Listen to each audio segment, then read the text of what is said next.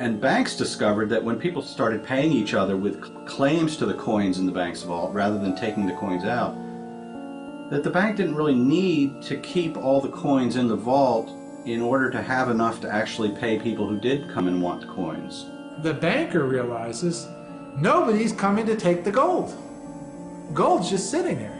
So instead of just putting out one piece of paper that says, you know, there's such and such amount of gold, you can put out a lot of pieces of paper given the fact that nobody is coming and taking the gold. And you can lend money. And the basis of that loan is the trust that people have that if they want to come and get the gold will be there. Money in the bank is not actually wealth. The only thing that makes that system work is the fact that nobody actually does come to get the gold. Now, if everybody said, you know what, I'm going to go get my gold at the bank. If everybody went and got it, there wouldn't be enough gold for everybody. You often had bank runs and bank panics. When people would have a lack of confidence in a particular bank, they would take those bank notes to the bank and demand their gold and silver. And with fractional reserves, that bank would quickly run out of the reserve metal and have to close its doors. So that's fractional reserve banking. The coins in the vault are a fraction of the claims that could be made for them. The reason the bank did it is because they were making money off of earning interest, off of those loans that were promises that there was gold in the bank. As people's confidence in the bank and its receipts continues to grow, banks soon discover an unexpected way to earn profit. A bank can print a receipt for gold that does not even exist. They can then loan that receipt to someone on the condition that they pay it back with interest. While the bank takes a risk by having less gold than the outstanding receipts, there is an almost unlimited potential to make profit off charging interest on loaning gold it does not even have. If people catch on that there isn't enough gold to redeem their receipts, they will all go to the bank at once to get their gold. If this happens, there will be a bank run. The bank will fail because it is caught without enough gold to back up its receipts.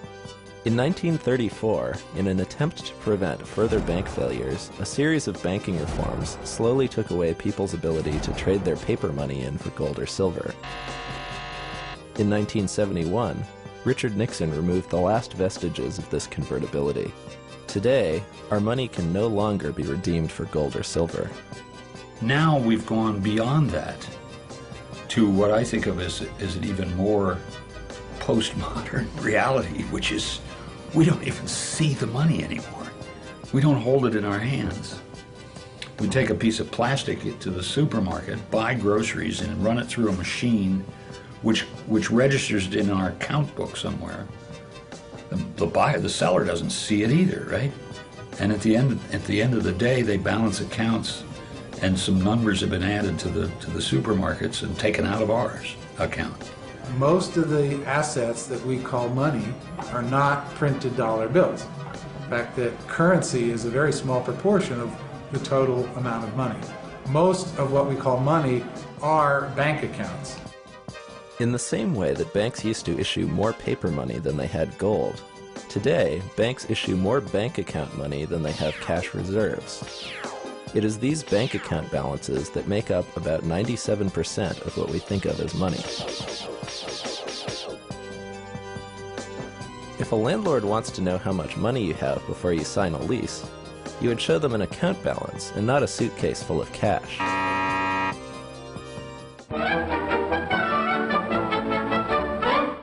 Most economic textbooks never say what money is.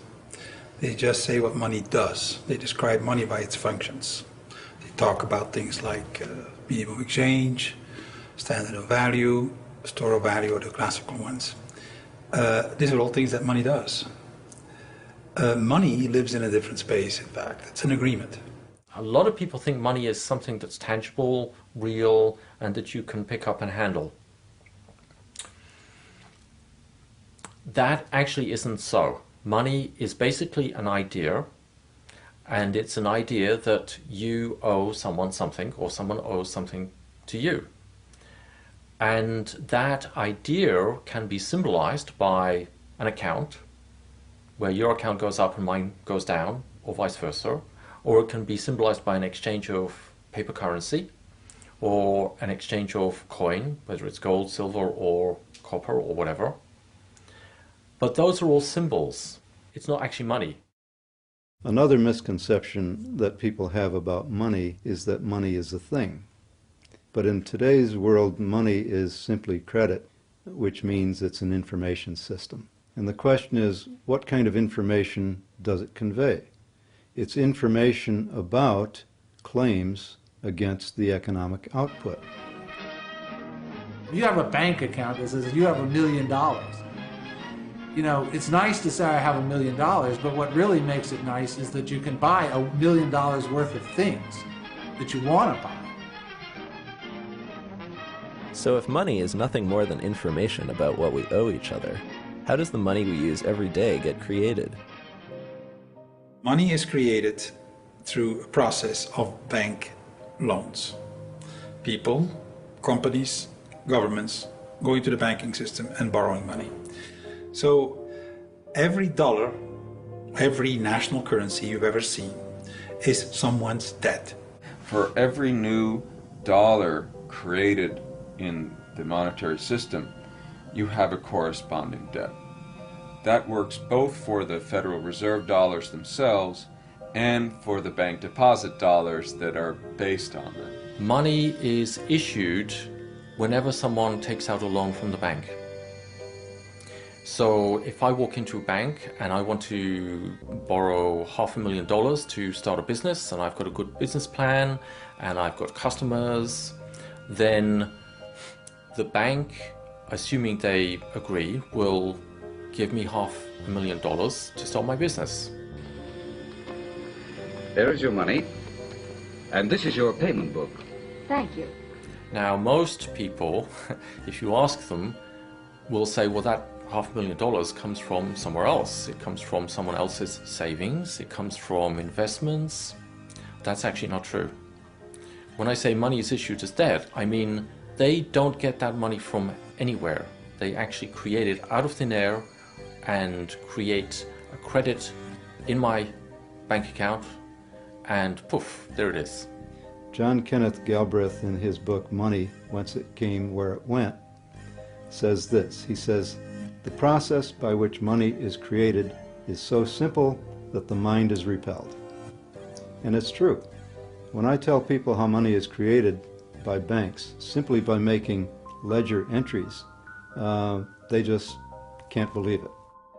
The private banking system literally creates our money out of nothing and loads it into the economy.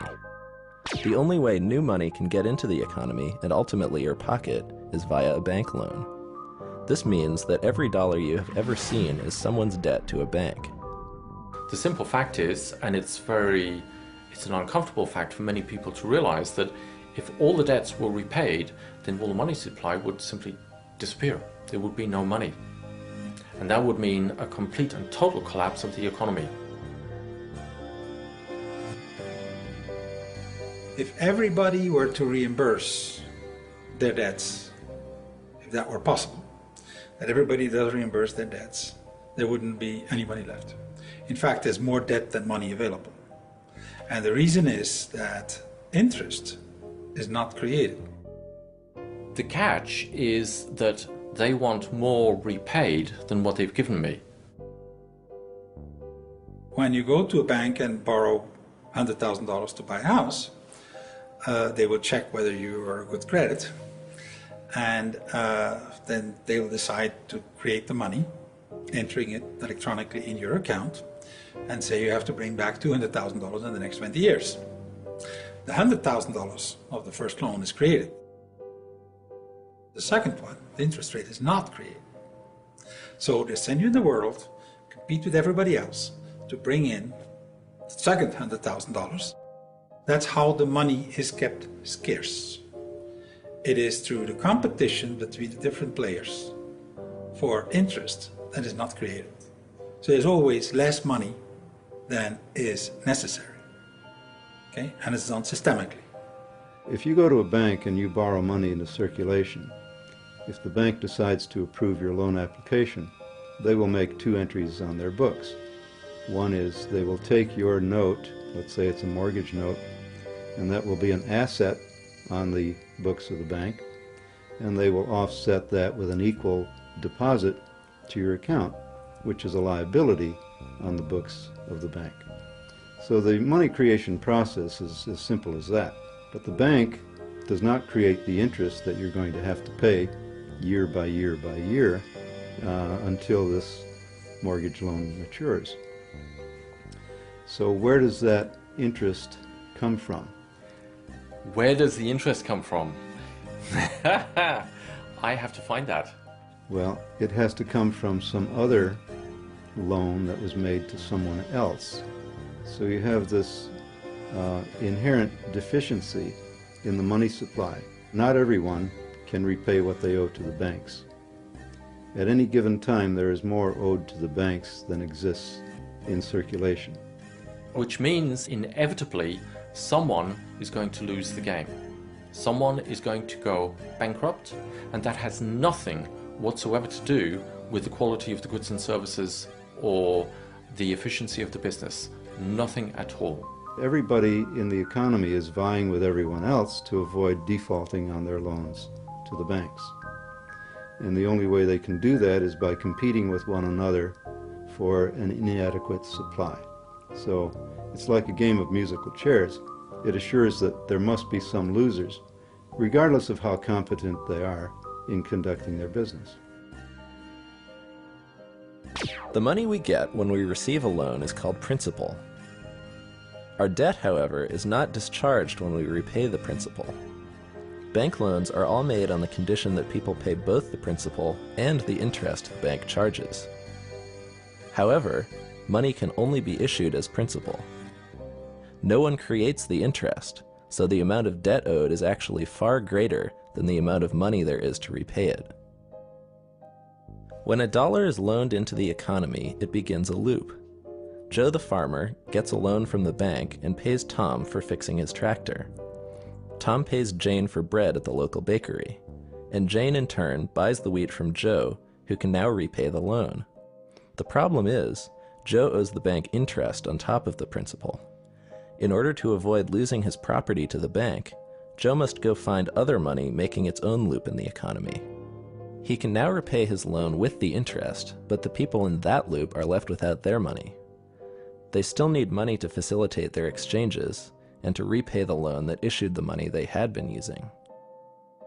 The only place they can get it is from other such debt loops. Since all money has an interest price tag attached, there will never be enough money to repay all the debt owed to banks. Therefore, some people will always have to go bankrupt or have their property repossessed by the bank. It's crazy. Sometimes it worries me because, you know, what if there was like a collective understanding about how phony the money is when it comes down to it? What would people do? You know, would they riot in the streets? Who's propagating the illusion behind the money?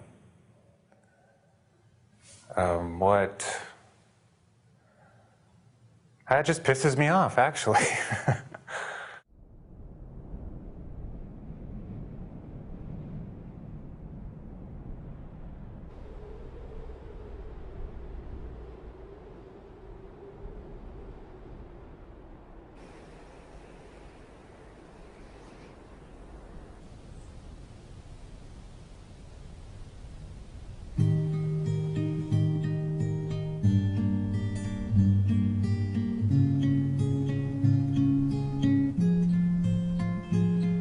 Whenever it rains, the trees direct a certain amount of the rainfall to the bark, and this bark is set up in these elaborate patterns to direct rain all the way around the tree.